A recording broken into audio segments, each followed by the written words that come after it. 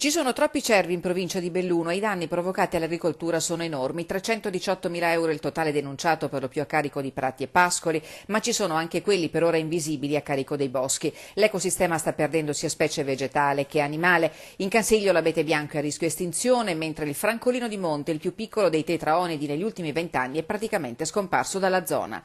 In questa situazione di vera e propria emergenza, che conta anche gli oltre 400 incidenti stradali causati in provincia da cervi e caprioli, si è mosso il tavolo verde della provincia, che ha varato un piano sperimentale che prevede un incremento del 20% dei prelievi di cervi, femmine e piccoli, in deroga all'apertura ufficiale della caccia fissata per la terza settimana di settembre, d'intesa con l'Istituto Superiore di Ricerca e Protezione Ambientale. È un piano che prevede la diminuzione della densità di cervi in provincia di Belluno e prevede anche delle azioni di disturbo, soprattutto prima del periodo degli amori.